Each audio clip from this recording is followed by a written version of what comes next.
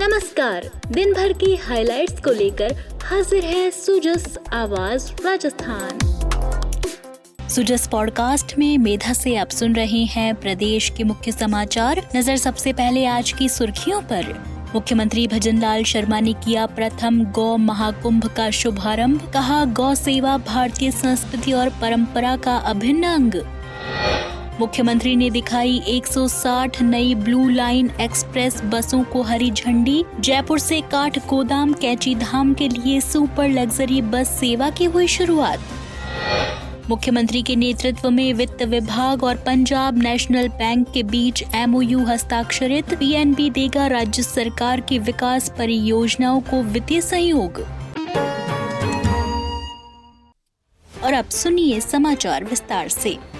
मुख्यमंत्री भजनलाल शर्मा ने जयपुर के विद्याधर नगर स्टेडियम में श्री देवराहा बाबा गौ सेवा परिवार के तत्वाधान में आयोजित प्रथम गौ महाकुंभ का शुभारंभ किया। इस अवसर पर मुख्यमंत्री ने कहा कि गौ सेवा भारतीय संस्कृति और परंपरा का अभिन्न अंग है। उन्होंने गौवंश संरक्षण और संवर्धन को राज्य सरकार की प्रतिबद्धता बताते हुए कहा कि प्रदेश में गौशालाओं के सुदृढ़ीकरण और गौ सेवा के कार्यों को और अधिक गति प्रदान की जाएगी। श्री शर्मा ने उपस्थित संत महात्माओं, गौ सेवकों और नागरिकों का आह्वान किया कि वे इस महाकुंभ के माध्यम से गौपालन और पर्यावरण संरक्षण के प्रति जागरूकता फैलाने में सक्रिय भागीदारी निभाएं। उन्होंने कहा कि गाय न केवल आस्था का प्रतीक है, बल्कि ग्रामीण अर्थव्यवस्था की मजबूती और जैविक कृषि के संवर्धन में भी महत्वपूर्ण योगदान देती है। कार्यक्रम में गौ सेवा से जुड़े अनेक संगठनों और स्वयं सेवी संस्थाओं ने भाग लिया। इस दौरान गौ सेवा और गौ संरक्षण के क्षेत्र में उल्लेखनीय योगदान देने वाले व्यक्तियों को सम्मानित भी किया गया। इस अवसर पर मुख्यमंत्री भजनलाल शर्मा ने आयोजित कार्यक्रम को संबोधित कर उपस्थित गौ भक्तों को राज्य सरकार की गौ सेवा, गौ संरक्षण और गौवंश के संवर्धन के लिए किए जा रहे विविध कल्याणकारी प्रयासों की जानकारी दी। गाय प्रेमियों की,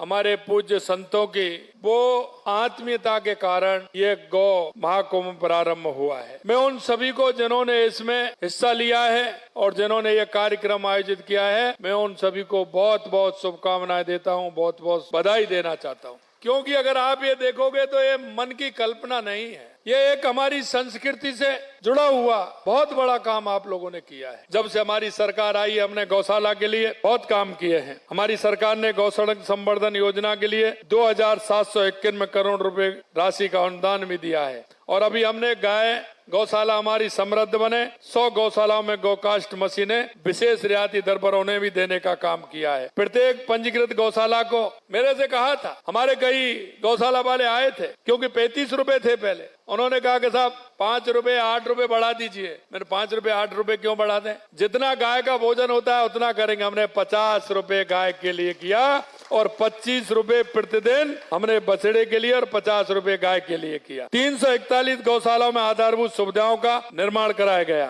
नंदीशाला सहभागिता योजना के तहत पंचायत स्तर पर आधारभूत संपत्तियों के निर्माण के लिए 62 करोड़ रुपए से अधिक राशि आवंटित की गई। हमारी प्रतिबद्धता का ये प्रमाण है कि लगातार हम गाय की सेवा के लिए काम कर रहे हैं। यही नहीं, किसान एवं पशुपालक, हमारे अन्नदाता और पोषण दाता, दूध उत्पादकों को सही मूल्य मिले, इसकी व्यवस्था के लिए दूध के लिए औसतन 864 रुपए प्रति किलो फैट का मूल्य सुनिश्चित किया गया। मुख्यमंत्री दुग्ध उत्पादक प्रोत्साहन योजना के तहत 500 करोड़ रुपए का प्रावधान किया गया है। योजना के तहत 468 करोड़ रुपए DBT के माध्यम से हस्तांतरित किए जा चुके हैं। और हमने किसानों की समृद्धि के लिए तो किसान सम्मान निधि की है। देश के यशस्वी प्रधानमंत्री नरेंद्र मोदी जी ने किसानों के लिए किसान सम्मान निधि की है। हमने भी उस किसान सम्मान निधि को डबल करने का काम किया है। हमने पहले 6000 से 8000 की, अब 9000 कर दी। आने वाले समय में चरणबद्ध तरीके से हम भी उसको बढ़ा करके 12000 करेंगे। इसी कड़ी में मुख्यमंत्री भजनलाल शर्मा ने जयपुर में आयोजित कार्यक्रम में Shri Parshuram Gyanpeeth centre for excellence and research का उद्घाटन किया। मुख्यमंत्री ने इस अवसर पर कहा कि भगवान परशुराम भारतीय संस्कृति और मर्यादा के प्रतीक हैं। उनके आदर्श हमें ज्ञान, पराक्रम और लोक कल्याण की प्रेरणा देते हैं। उन्होंने कहा कि इस ज्ञानपीठ के माध्यम से शिक्षा, शोध और संस्कार का नया आयाम स्थापित होगा, जिससे आने वाली पीढ़ियों को प्रेरणा मिलेगी। उन्होंने विश्वास व्यक्त किया कि यह सेंटर सेंटर उत्कृष्टता और शोध की दिशा में एक महत्वपूर्ण संस्था बनेगा, जहां से समाज और राष्ट्र के उत्थान के लिए नई पहलें सामने आएंगी। कार्यक्रम में जनप्रतिनिधियों, विद्वानों, शिक्षा क्षेत्र से जुड़े लोगों और बड़ी संख्या में नागरिकों ने भाग लिया। भगवान परशुराम सिखाते हैं कि सत्य, न्याय और शक्ति इन सभी का मेल होता है, और उन्होंने कहा है कि जीवन में कुछ करने के लिए कर्म की भी आवश्यकता है, लेकिन कर्म के साथ साथ साधन की भी आवश्यकता है। इसलिए इन्होंने साधन की जो व्यवस्था की है, इसलिए भी मैं धन्यवाद देता हूं। यह हमारा ज्ञानपीठ ज्ञान का और संस्कार का नया केंद्र भी बनेगा, क्योंकि आज जो हमारा देश है वो हमारे संस्कृति और विचार से चलता है। ये हमारी जो संस्कृति है दुनिया में सबसे अलग संस्कृति है। हमारे ऋषियों ने, मुनियों ने, महंतों ने जो हमें सिखाया है, हमारी जो कला है ये अब से नहीं है।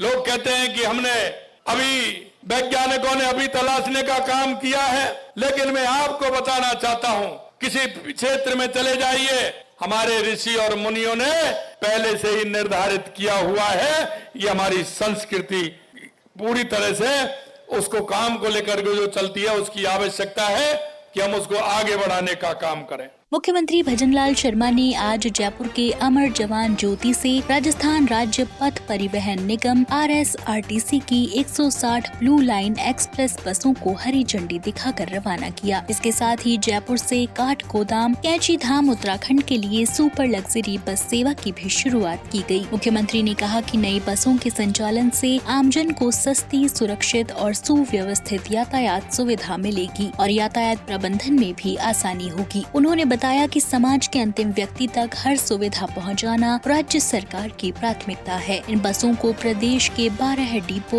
वैशाली नगर, विद्याधर नगर, शाहपुरा, जयपुर, हिंडौन, दौसा, अजमेर, अजय मेरू, कोटपुतली, जोधपुर, सवाई माधोपुर और भीलवाड़ा को उपलब्ध कराया गया है। जयपुर से काठगोदाम बस सेवा से बाबा नीम करौली धाम, कैंची धाम जाने वाले श्रद्धालुओं को बड़ी सहूलियत मिलेगी। मुख्यमंत्री ने कहा कि धार्मिक पर्यटन को बढ़ावा देने के लिए अयोध्या, गोवर्धन, सालासर बालाजी, रामदेवरा, श्रीनाथ जी, श्रीकरणी माता और कैला देवी के लिए भी बस सेवाएं शुरू की गई हैं। इस अवसर पर उप मुख्यमंत्री डॉक्टर प्रेमचंद बैरवा, विधायक गोपाल शर्मा, RSRTC अध्यक्ष शुभ्रा सिंह, परिवहन विभाग की शासन सचिव शुचि त्यागी और प्रबंध निदेशक पुरुषोत्तम शर्मा सहित कई वरिष्ठ अधिकारी मौजूद रहे।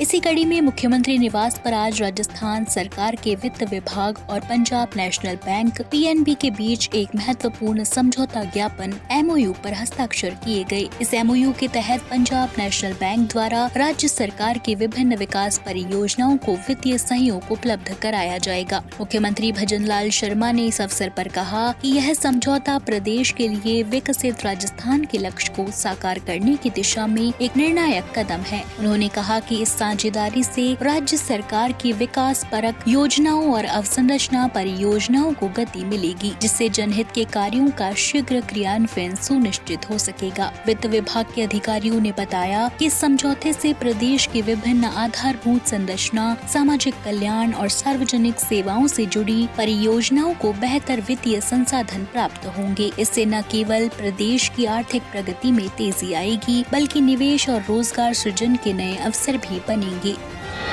मुख्यमंत्री भजनलाल शर्मा की गरिमामयी उपस्थिति में कल जोधपुर के लाल सागर वन खंड में मातृ वन की स्थापना की गई। मुख्यमंत्री ने इस अवसर पर वट का पौधा लगाकर हरियालो राजस्थान का संदेश दिया। श्री शर्मा ने वन विभाग के अधिकारियों और कर्मचारियों को उत्कृष्ट कार्य जारी रखने की प्रेरणा देते हुए वृक्षारोपण कार्यक्रम को और गति प्रदान करने के लिए भी निर्देशित किया। मुख्यमंत्री भजनलाल शर्मा ने समस्त प्रदेशवासियों को अनंत चतुर्दशी के पावन पर्व की हार्दिक शुभकामनाएं दी हैं। मुख्यमंत्री ने अपने संदेश में कहा, दुख हरता सुख करता प्रथम पूज्य श्री गणेश जी महाराज की कृपा से सभी के जीवन में सुख, शांति, समृद्धि और खुशहाली का संचार हो। उन्होंने कामना की कि यह पावन पर्व लोगों के जीवन में सकारात्मकता, बंधुत्व और आध्यात्मिक उन्नति का संदेश लेकर आए और समाज में सद्भाव और एकता की भावना को और और मजबूत बनाएं। मुख्यमंत्री ने प्रदेशवासियों से आह्वान किया कि वे इस पर्व को उत्साह और श्रद्धा के साथ मनाते हुए समाज में सद्भाव, सेवा और सहयोग की भावना को आगे बढ़ाएं। तो आज के सुजस पॉडकास्ट में इतना ही। मेधा को दीजिए इजाजत, कल फिर होगी आपसे मुलाकात। तब तक बने रहिए सुजस आवाज राजस्थान के साथ। नमस्कार।